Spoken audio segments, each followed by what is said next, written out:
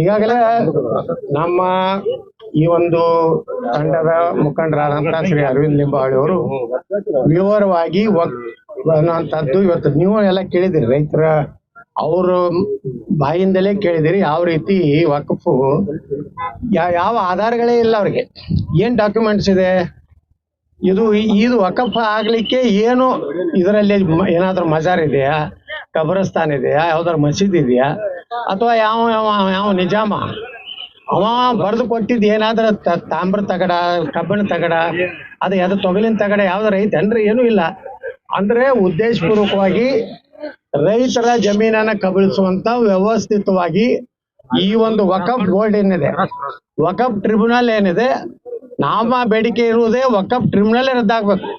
ಯಾವುದೇ ರೈತ ತನ್ನ ಜಮೀನಾಗಲಿ, ಸರ್ಕಾರಿ ಜಮೀನಾಗಲಿ, ಮಠ ಮಂದಿರದಾಗಲಿ, ಅವರು ಅಲ್ಲಿನ ಅಸಿಸ್ಟೆಂಟ್ ಕಮಿಷನರು, DC ಅವರು, ಅಲ್ಲಿ ನ್ಯಾಯಾಲಯಗಳು ಮತ್ತು ಹೈಕೋರ್ಟ್, ಸುಪ್ರೀಂ ಕೋರ್ಟಿಗೆ ಹೋಗ್ಬೇಕು ವಿನಃ ಈ ವಕಫ್ ಟ್ರಿಬ್ಯುನಲ್ಗೆ ಹೋಗಬಾರ್ದು ಅನ್ನೋದೇ ನಮ್ಮ ಮೂಲ ಉದ್ದೇಶ. ಈಗಾಗಲೇ ಪ್ರಧಾನಮಂತ್ರಿಗಳು ಈ ವಕಫ್ ತಿದ್ದುಪಡಿಯನ್ನ ತಂದಿದ್ದಾರೆ ಹೋದ ಪಾರ್ಲಿಮೆಂಟ್ನಲ್ಲಿ. ಆದರೆ ಕಾಂಗ್ರೆಸ್ ಮತ್ತು ಅವರೆಲ್ಲ ಮಿತ್ರ ಪಕ್ಷಗಳು ಇದನ್ನ ತೀವ್ರ ವಿರೋಧ ಮಾಡಿದ್ರಿಂದ ಇವತ್ತು ಜಾಯಿಂಟ್ ಪಾರ್ಲಿಮೆಂಟರಿ ಕಮಿಟಿ ಕೊಟ್ಟಿದ್ದಾರೆ. ಅದಕ್ಕೆ ಜಾಯಿಂಟ್ ಪಾರ್ಲಿಮೆಂಟ್ ಕಮಿಟಿ ಅವರು ಸಹಿತ ಮೊನ್ನೆ ನಮ್ಮ ಏನು ಬಿಜಾಪುರನ ಹೋರಾಟ ಮಾಡಿದೀವಿ. ಅಲ್ಲಿ ಸುಮಾರು 16,000 ಎಕರೆ ವಕಫ್ ಅಷ್ಟೇ ಅಲ್ಲ, ಇನ್ನೂ ಒಂದು ಬಹಳ ಆತಂಕಕಾರಿ ವಿಷಯ ಹೇಳ್ತೀನಿ ನಾನು. ಏನು 8 2B ವಕಫ್ ಅಂತೇಳಿ ಒಂದು ಕಾಲಮ್ ಮಾಡ್ಯಾರ ಅವರು. ಮುಂದೆ ಭವಿಷ್ಯದಲ್ಲಿ ವಕಫ್ ಆಗುವಂತದ್ದು ಒಂದು ಲಿಸ್ಟ್ ಮಾಡ್ಯಾರ. ಅದು ಒಂದು 5-6 ಎಕರೆ ಮಾಡಿದ್ದಾರೆ ಬಿಜಾಪುರ ಜಿಲ್ಲೆಯಲ್ಲಿ. ಅಂದ್ರೆ ಎಲ್ಲಾ ಕಡೆ DC ಕಚೇರಿಯಲ್ಲಿ ಮುಂದೆ ಆಗುವಂತದನ್ನು ಒಂದು ಪ್ಲಾನ್ ಮಾಡಿ ಇಟ್ಟಿದ್ದಾರೆ.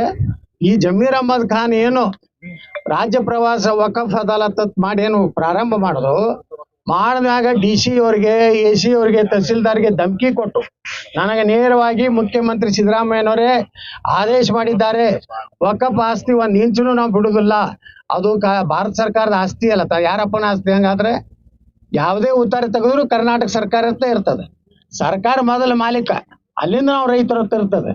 ಆದ್ರೆ ಜಮೀರ್ ಅಹಮದ್ ಹೇಳುತ್ತಾ ಇರುವುದು ಇದು ಸರ್ಕಾರದಲ್ಲ, ಇದು ನಮ್ಮ ದೇಶದ್ದೇ ಅಲ್ಲ ತಾನೆ.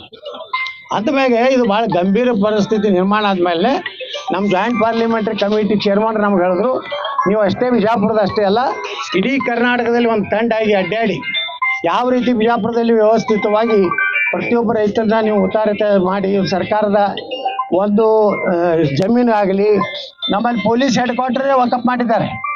ಈ ರೀತಿ ಏನೇನದ ಅಂತ ಮಾಹಿತಿ ನಮ್ಗೆ ಕೊಡ್ರಿ. ನಿಮ್ಮನ್ನ ವಿಶೇಷವಾಗಿ ದಿಲ್ಲಿ ಕರೆಸಿ ಜಾಯಿಂಟ್ ಪಾರ್ಲಿಮೆಂಟರಿ ಕಮಿಟಿ 31 ಸದಸ್ಯರಿದಾರ, ಏನೇನು ನಿಮ್ಮ ಸಮಸ್ಯೆ ಅದ ಅವ್ರಿಗೂ ಸ್ವಲ್ಪ ಅರಿವು ಬರಲಿ ಅವ್ರಿಗೆ.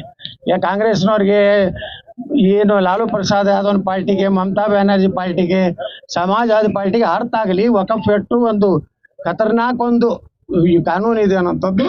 ಅದನ್ನು ಗಮನಕ್ಕೆ ತರಲಿಕ್ಕೆ ಈ ರೀತಿ ರಾಜ್ಯ ಪ್ರವಾಸವನ್ನ ನಾವೆಲ್ಲರೂ ಕೂಡಿ ಮಾಡ್ತಾ ಇದ್ದೀವಿ.